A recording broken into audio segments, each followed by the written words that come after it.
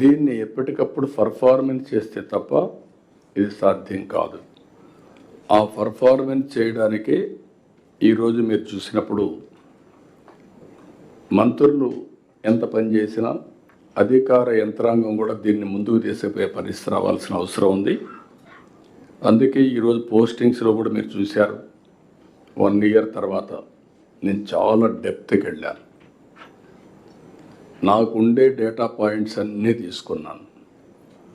దాన్ని బేస్ చేసుకొని ఈ అన్ని విధాలు ఆలోచించిన తర్వాత ఎవరిని ఎక్కడ పెడితే అనుకున్న లక్ష్యాలకు దగ్గరగా చేరగలుగుతాము, మిమ్మల్ని అందరినీ ఎంపిక చేశామని చెప్పి కూడా నేను మీకు తెలియజేస్తున్నాను. ఫస్ట్ ఆఫ్ ఆల్ కొత్తగా వచ్చిన కలెక్టర్స్కి అందరికీ మనస్ఫూర్తిగా ప్రజల తరపున మా అందరి తరపున అభినందనలు, congratulations, all the best.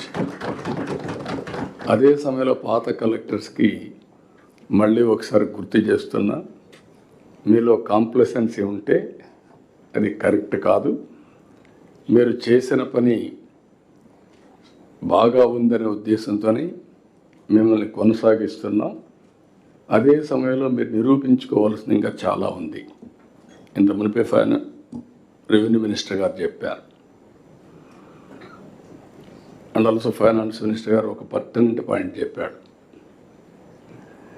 Prime minister తర్వాత, చీఫ్ మినిస్టర్ తర్వాత ఆల్ పవర్ఫుల్ కలెక్టర్. మీరు అనుకుంటే జిల్లా రూపురేఖలు మార్చే అవకాశం మీకు ఉంటుంది. ఆ విషయం గుర్తుపెట్టుకోవాలి. రెండోది ప్లానింగ్, పొలిటికల్ గవర్నెన్స్ అన్నాం. మీరు అడ్మినిస్ట్రేషన్ చేయగలుగుతారు, పొలిటికల్ మేనేజ్మెంట్ చేయాల్సింది ఈ పక్కుండే రాజకీయ నాయకులు చేయాలి, మంత్రులు చేయాలి. That is their duty. Policy ఇవ్వడమే కాకుండా ఆ పాలసీని లాస్ట్ మైల్కి ప్రజల్లోకి తీసుకుపోవడం, అమలు చేయడం, ప్రజల్ని ప్రిపేర్ చేయడం, పొలిటికల్ ఫోర్సెస్ ఏమైనా ఉంటే న్యూట్రలైజ్ చేయడం, సమర్థవంతంగా వాళ్ళని ఎదుర్కోవడం చేయాల్సిన బాధ్యత వీళ్ళందరిపైన ఉంది.